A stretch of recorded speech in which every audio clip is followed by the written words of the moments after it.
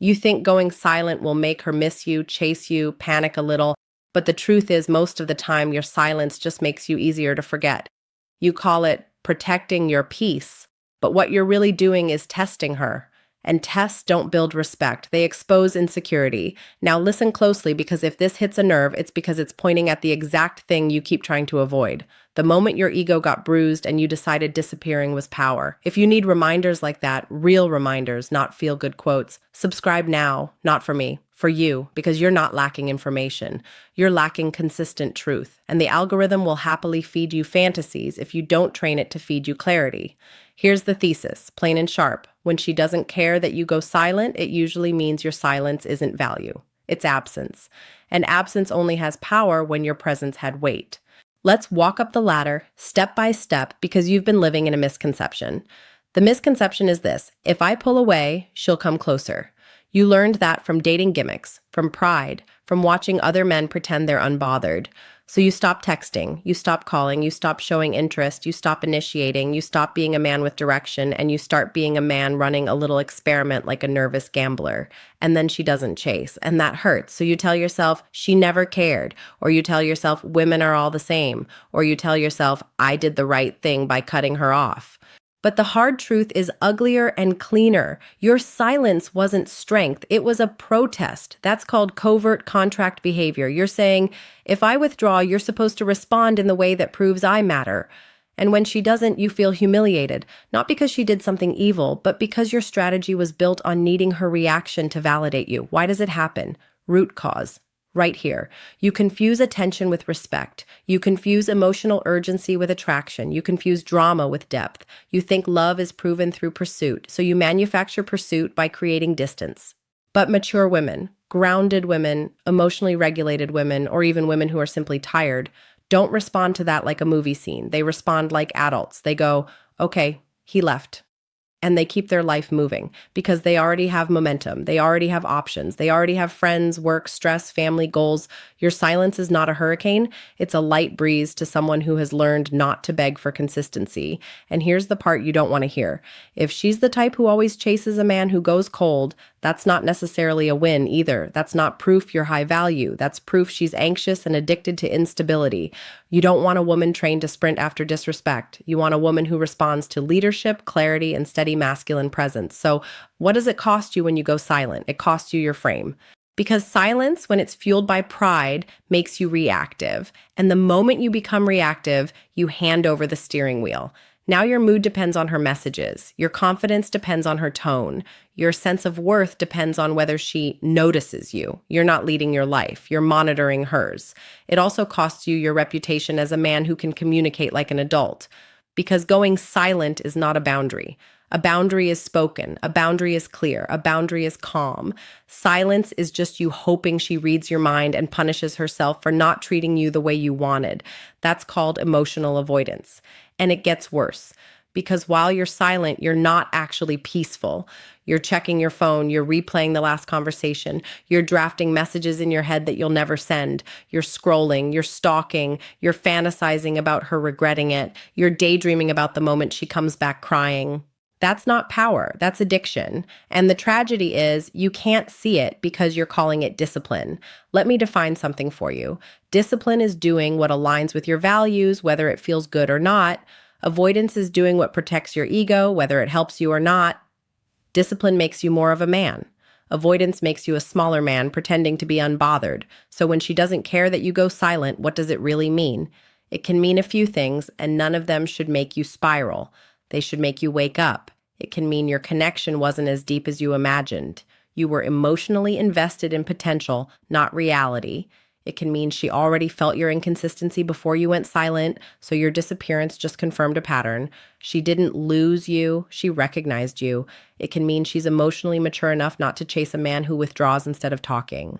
It can mean she has a secure life and she doesn't make one person the center of her universe. Or it can mean she's simply not that interested, and that one is the cleanest answer of all, if you're man enough to accept it.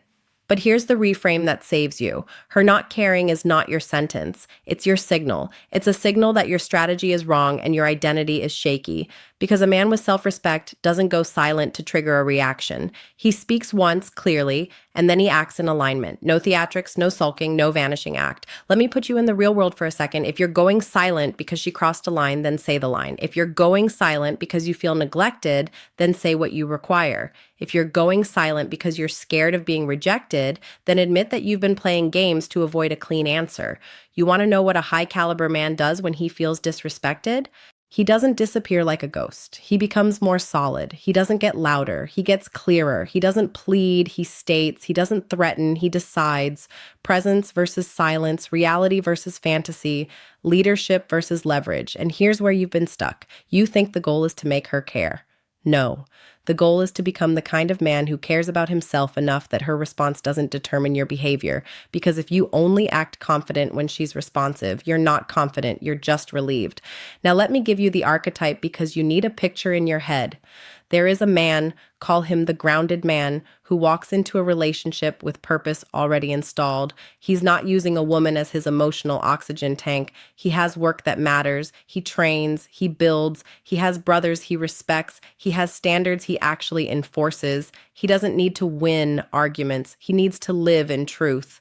When something feels off, he doesn't punish. He communicates. Not like a therapist, like a man, direct, calm, specific. He says, I'm noticing a pattern. I don't do confusion. If we're building something, I need consistency. If you can't offer that, I'm not angry, but I'm out. And then here's the part you can't fake. He means it. He doesn't say it to scare her. He says it because it's the truth. And if she steps up, great. If she doesn't, he moves forward without performing heartbreak on the internet. That man doesn't go silent as a tactic. He goes quiet because his life is full. And there's a difference you can feel in your bones. Tactical silence is tense. It's a clenched jaw. It's you waiting. Purposeful quiet is clean. It's you working. It's you sleeping at night. It's you not needing updates. So ask yourself, man to man, when you go silent, are you building or are you baiting? Are you moving forward or are you trying to pull her back? Because if your silence is a hook, you're still attached. And if you're still attached, you're not free. Now, what to do instead? Pay attention. This is the sequence that separates grown men from boys with pride. First, stop using silence as punishment. Stop training your nervous system to avoid discomfort by withdrawing. Stop calling it having options when it's actually fear of confrontation. Second, say the truth once while you still respect yourself. Not after 3 days of stewing. Not after you've rehearsed 10 speeches. While your energy is still calm. You say, I'm not feeling valued in the way we're communicating. I'm interested in you, but I'm not interested in guessing. Are we on the same page or not? That sentence alone will do more for you than any disappearing act because it puts reality on the table. Third, watch behavior, not words. If she gives you a speech but nothing changes, you don't argue, you don't negotiate your standards, you don't post quotes about loyalty, you act, you reduce access, you redirect your time, you stop offering girlfriend benefits to someone who's giving you acquaintance effort. That's called congruence. Fourth, replace reaction with direction. The moment you feel the itch to go silent to prove a point, do something that builds you. Go train, go work, go read, go make money, go create, go handle your responsibilities. Because the real flex is not, I can ignore you. The real flex is, I have a life so solid that I don't need to ignore anyone. I simply choose what fits. Fifth, if you decide to walk away clean. No dramatic exits. No good luck finding better. No passive-aggressive stories. No checking her profile. No accidental likes. No fake indifference. You leave with dignity. You leave with closure inside yourself, not closure from her. That's called self-respect. And let me address the thing you're secretly afraid of. But what if I communicate and she still doesn't care? Good. Then you learn the truth faster. What are you trying to preserve exactly? A maybe? A fantasy? A woman who only shows effort when she's scared you'll leave? You want love that grows in sunlight, not attention that spikes in emergencies. Because real connection isn't built by starvation. It's built by consistency, shared values, and mutual investment. And if you're honest, the reason you go silent is because you want control without vulnerability. You want the reward without the risk. But that's not masculine. That's childish. Masculine self-respect is being willing to be seen, to state your needs without begging, to accept rejection without collapsing, to leave without revenge, to stay without losing yourself. You don't need to make her feel your absence. You need to make your presence mean something. Let me say it again, slower. You need to make your presence mean something. Because a man who is present, grounded, and purposeful doesn't have to play scarcity games. His scarcity is real, not because he disappears, because he's building. Now, there's one more truth you need, and it's the one that will sting and then set you free. Sometimes she doesn't care when you go silent because she's not the one. Not because she's evil, not because you're worthless, because the match isn't there. And if you keep trying to force her to react, you'll turn yourself into a smaller version of you, more anxious, more performative, more cynical. You'll start saying you don't trust women when what you really don't trust is your own ability to walk away from what doesn't choose you. That's the real work, because the goal is not to be chosen by her. The goal is to choose yourself so hard that you stop negotiating with lukewarm. So here's your identity reset right now. You are not a man who withdraws to be chased. You are a man who communicates, observes, and decides. You are not a man who measures his worth by a notification. You are a man who measures his worth by his standards, his actions, his discipline, his word. You are not a man waiting to be understood. You are a man who makes himself clear and then moves accordingly.